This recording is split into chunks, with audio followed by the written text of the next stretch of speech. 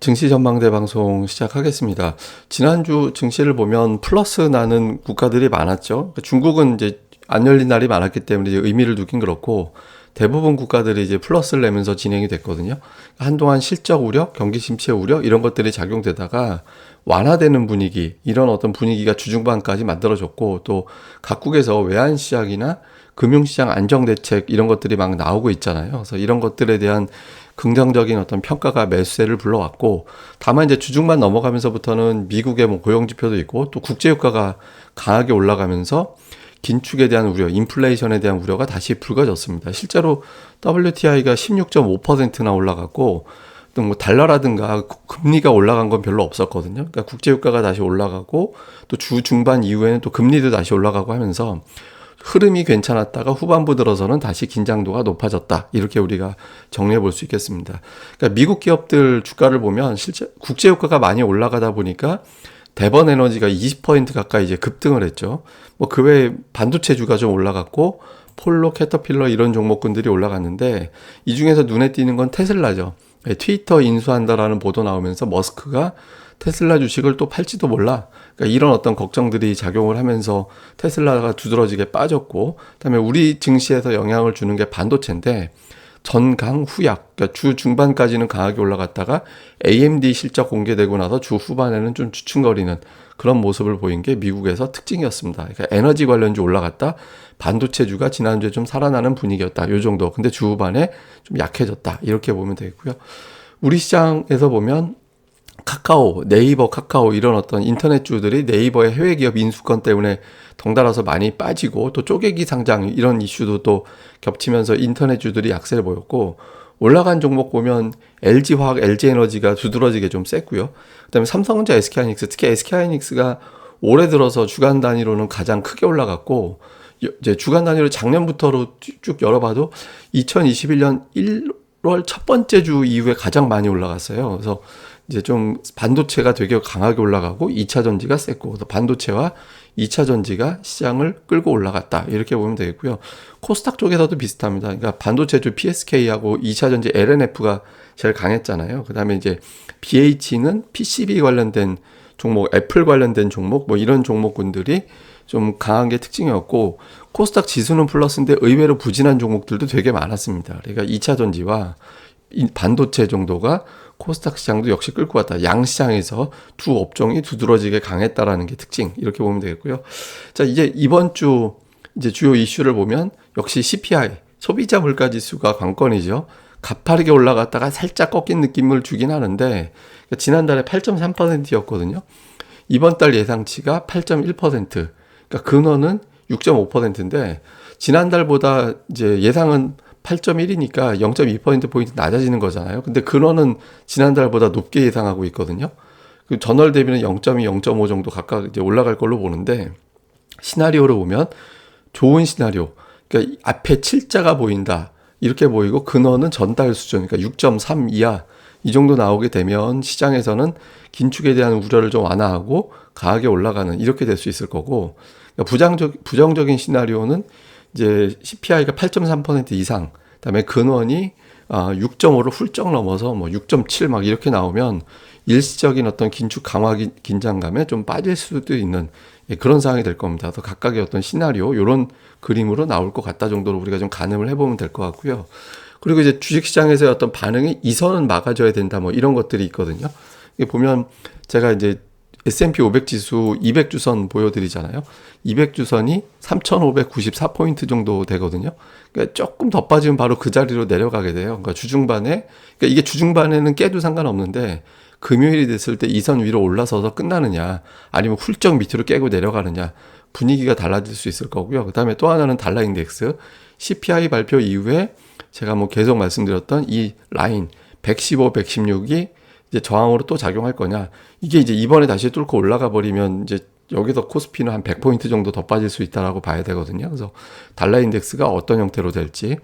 그 다음에 이제 국제유가가 1차 저항 때 고점과 저점이 낮아지던 추세에서 벗어나서 이제 높아지는 듯한 이 캔들 보세요. 막 쭉쭉 밀고 올라가는 느낌이 나오잖아요. 근데 이게 97달러가 200일 이동평균선이거든요. 이 선 돌파하게 되면 시장에서는 이제 100달러 간다. 이런 뉴스들이 쏟아져 나오면서 인플레이션이 또 많이 등장할 수 있습니다. 그래서 국제유가가 97달러까지 가는 분위기가 안 돼야 되는 거죠.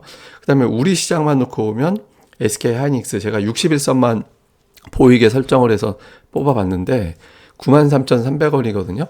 최근에 외국인 기관이 하이닉스 열심히 사고 있잖아요. 이번에도 그냥 기술적 반등만 껄떡거리고 마는 건지 아니면 이번에는 정말 작심한 건지 요걸 볼 필요가 있죠. 그래서 이게 시장을 뚫고 나가서 이제 좀 추세 반도체 바닥론과 헤어질 결심을 하는 거냐 아니면 이번에도 그냥 또 여기서 끝나는 건지 요번 주 또는 1, 2주 안에 요게 이제 어떻게 되느냐에 따라서 시황이 달라집니다. 그래서 요 구도를 주목해 볼 필요가 있습니다. 그러니까 다행스러운 건 외국인들이 매수로 바뀌었어요. 지금 최근에 4주만 놓고 보면 한 주 빼놓고는 외국인들이 이렇게 팔았다라는 건 아니거든요. 그러니까 잘 보면 외국인들이 정말 많이 판 건 9월 두 번째 주 1조 원 내다 판 거밖에 없었고 그 이후로 보면 이렇게 많이 판 게 별로 없었어요. 그러니까 외국인들이 그동안 이탈했다라기보다는 조금 매매 안 하고 좀 쉬고 있었다. 이렇게 볼 수도 있잖아요. 근데 이게 이번 주에 이제 매수가 연속적으로 이어지면 요 기간에 외국인들이 쉰 거야. 이렇게 될 수 있지만 매수가 안 나오면 아직까지 모르겠다. 그러니까 이렇게 될 수 있거든요. 근데 다행스러운 건 뭐냐면 이게 이제 아시아 주식 주간 단위로 외국인들이 어떻게 매매했는지를 보여주는 국제금융센터 자료인데 우리나라만 매수해요. 그러니까 인도하고 대만 보면 매도 규모가 확 줄었잖아요. 18억 달러에서 2억 달러 정도, 19억 달러에서 2억 달러 정도로 줄었는데 우리나라는 이제 매도 하다가 이제 매수로 뒤집어지는 그런 모습이 나왔거든요. 그래서 이게 반도체 업황하고 관련이 되나 보다. 왜냐하면 반도체주를 제일 많이 잡거든요. 그래서 한국을 좀 다르게 보나? 근데 저게 다르게 본다라는 게 입증이 되려면 이번 주에 또 매수가 들어와야 되잖아요. 예, 그게 아니라면 뭐 우연히 뭐 잠깐 뭐 특정 운용사 문제나 뭐 만기나 하여튼 여러 가지 어떤 이슈가 있을 수도 있는 거기 때문에 지속성을 보인다라면 좀 시장에 대한 생각이 달라질 수도 있습니다. 그래서 외국인 투자들의 매매 지속성 여부 좀 볼 필요가 있습니다. 자, 이후에 체크 포인트 보면 CPI를 확인할 거고 그 이후에 금융위기가 어떻게 될 거냐. 2년물이 막 4.5 가고 또 10년물이 4% 넘어가고 이래버리면 또 시장이 11월 연준 FMC 때까지는 좀 방향 나오기가 어려워질 수 있거든요. 그거 볼 필요가 있고 앞서 말씀드린 대로 국제유가가 100달러 분위기로 가게 되면 이제 그나마 CPI를 눌러줬던 게 휘발유 가격 이런 건데 미국에서 휘발유 가격 다시 조금씩 올라가고 있잖아요. 그러니까 이런 어떤 이제 우려가 다시 또 제기될 수 있으니까 그 다음에 우리 입장에서는 뭐 이런 거 CPI고 국제유가고 사실 다 필요 없죠. 우리 입장에서 제일 중요한 건 삼성전자 하이닉스를 외국인들이 매수해줘서 시황이 안 빠지도록 버텨주느냐. 그러면 두 종목이 대장주가 되는 게 아니라 두 종목이 방어해주면서 다른 종목이 종목 상승을 만드는 환경이 나올 수 있거든요. 그래서 이런 구도가 필요하고요. 그 다음에 이제 우리가 미국의 어닝 시즌이 시작됩니다. 예, 어닝 시즌이 시작되는데 이게 이제 좀 잘 봐야 되는 게 이게 이제 미국의 기업들 지수, 그러니까 이제 S&P 500 지수하고 12개월 선행 EPS, 그러니까 지금부터 12개월 딱 잘랐을 때 실적 전망치가 어떻게 되지? 이걸 갖다 보여주는 건데 지수는 되게 많이 빠졌는데 EPS 하향은 미미했어요.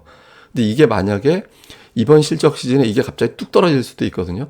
그러니까 실적 전망치가 급격하게 하향되는 상황이 생겨버리면 주식시장에 혼란이 생길 수 있습니다. 그러니까 기업들의 실적이 중요하다라기보다는 실적 발표 나오고 나서 전망이 갑자기 각도가 밑으로 뚝 떨어지는 상황이 생기면 주식시장이 좀 충격을 받는 그런 상황이 생길 수 있거든요. 근데 지금 미국의 주식은 싼 건가? 그러니까 이렇게 하기는 몰라요. 그러니까 15.8배 정도 되거든요. 선행 P로 봤을 때 15.8배 정도 되는데 보통 이게 튕겨서 올라가는 게 14배에서 15배 사이예요. 예, 보시면 14배 밑으로 뚝 떨어져 버리면 이제 급격하게 들어올리는 거고 일반적으로 통통 튕겨 올라가는 거는 14, 15배인데 지난번에 거의 15배 정도에서는 튕겨 올라가긴 했거든요. 그러니까 절대적으로 미국 기업이 뭐 저평가다, 뭐 싸다, 5년, 10년 이런 평균 대비 싸다 이렇게 얘기할 정도는 아닙니다. 근데 이제 앞서 말씀드렸던 이제 실적 추정치가 어떻게 되느냐에 따라서 이거는 지금 15.8배라고 하지만 이게 뭐 16배, 17배 이렇게로 바뀌어버릴 수 있거든요. 그래서 실적 시즌에서 실적 추정치가 어떻게 달라지는지 이것도 되게 중요한 변수라서 좀 체크를 해볼 필요는 있는 것 같습니다. 그 다음에 이제 외국인 기관 지난 한 주 동안의 매매 종목을 보면 압도적이죠. 삼성전자 6,600억 정도, 하이닉스 3,500억. 그러니까 외국인들이 지난 주간에 매수한 게 6,000억 정도인데 이 두 종목만 1조 원 샀잖아요. 우선주까지 포함해 보면 1조 원 넘어가 버리죠. IT, 그러니까 반도체 플러스 2차 전지, SDI, LG 에너지 솔루션 그러니까 이렇게 들어가 있죠. 그 밑에 보면 이제 금융주들 좀 들어가 있는 게 있고, 뭐 자동차 여전히 들어가 있는 형태가 되고 있고, 그 다음에 기관 쪽으로 보면 LG 에너지 솔루션, 네이버를 물량을 받았는데 사실 물량이 200억 대니까 기관은 지난주 열심히 매수했다라고 보기는 어렵거든요. 오히려 매도한 걸 삼성전자를 팔았고 하이닉스도 팔았고. 근데 이번 주에 이제 만기 때문에 이게 조금 수급이 어떻게 될지는 모르겠는데 어쨌든 기관 투자자들은 전차를 팔고 이제 카카오 팔고 네이버 사고 이런 게 좀 특징이었고요.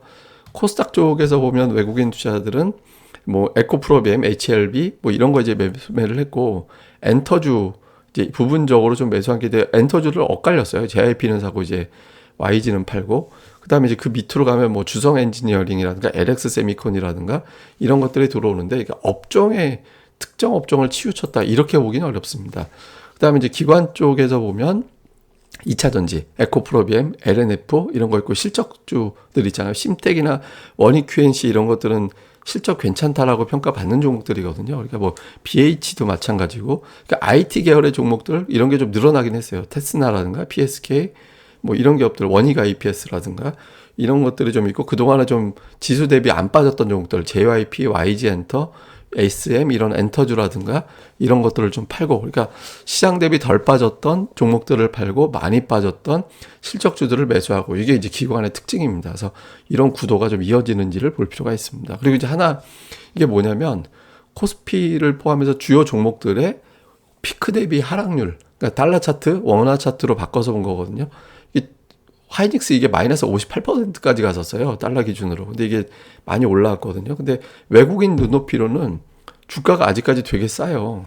되게 많이 빠져 있어요. 그러니까 종목들이 30%대 하락 종목이 LG에너지 솔루션 정도밖에 없잖아요. JYP 이거 이제 좀 덜 빠진 거 있는 거고. 그러니까 외국인들 입장에서는 우리나라 투자들보다 10% 이상 주가가 더 많이 싸 보이는 상태거든요.